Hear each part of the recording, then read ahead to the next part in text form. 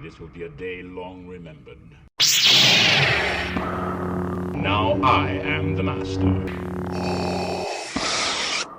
Welcome to another episode of Legends and Theories, and welcome to my review of the Hitman's Wife's Bodyguard, which is a movie I watched last week, and it was a really fun movie. There are spoilers, but let's get into this. I really enjoyed this movie. I thought it was fun, and my only warning is, if you're very easily offended by especially sexual implications, then I would not recommend watching this movie. But besides that, this movie is fun, interesting. It probably doesn't have, the best plot, but it's still a very fun movie to watch, and I really enjoyed it.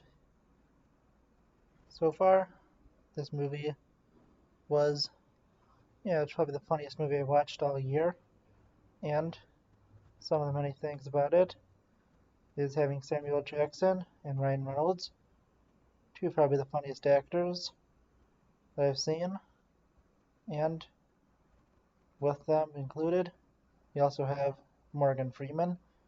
And if you ever wanted to see Samuel Jackson and Morgan Freeman in a movie, this is the movie. And we have a very funny scene in this where Ryan Reynolds says that Morgan Freeman is his dad, and you have Samuel Jackson all confused by this. He's like, wait, what, buddies?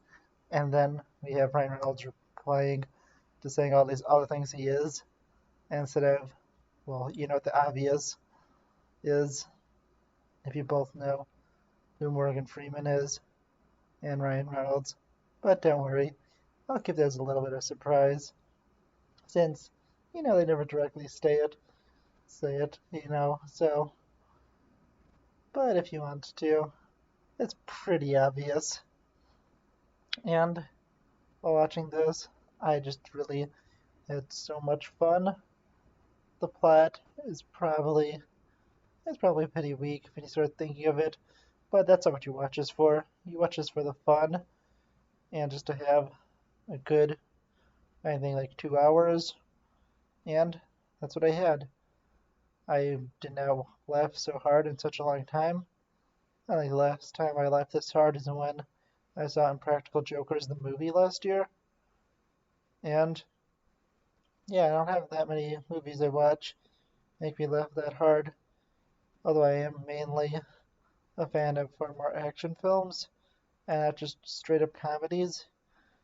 I am fine with, action comedies and something like Impractical Jokers. But I just feel like this show has been really good. Well, Impractical Jokers is good, I can review that at a different point, but this movie was very good, very interesting, and if you're a fan of Ryan Reynolds from either Deadpool or some other series, and you are definitely ready for some adult content, mainly a lot of swearing, a lot of the F-bomb, but Samuel Jackson is famous for that, so just be aware about that, and I think you'd enjoy this movie.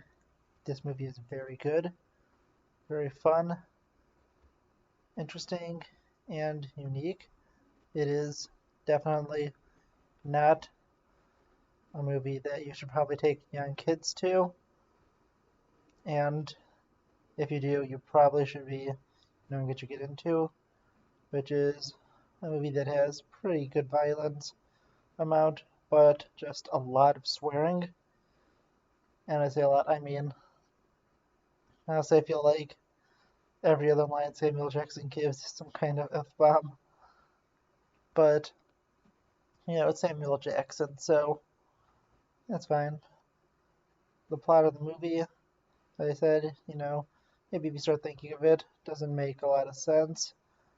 It's about using a cyber attack on Europe so Greece could become a superior country because it is in financial disaster, at least in the movie. I have no idea if that's true in the real world, and I don't want to really look that up, but it is pretty interesting and far crazier than the previous film, where it was that one. It was just bringing Samuel Jackson's character in to testify against a dictator.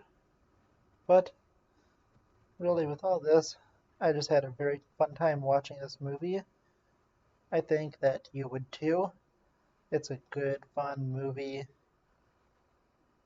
that, you probably shouldn't think too much about the plot or anything, but I think that most people would enjoy this, especially if you enjoy Ryan Reynolds in Deadpool or Samuel Jackson in basically anything that's rated R.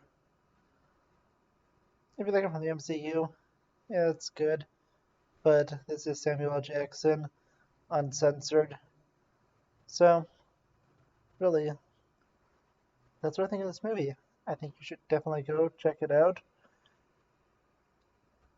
And just look out for some of my other content this week, including me streaming The Force Unleashed, the Ultimate Sith Edition, and a few other games, which I'm not sure completely about. I think I'll be playing Lego The Hobbit and Lego Lord of the Rings next.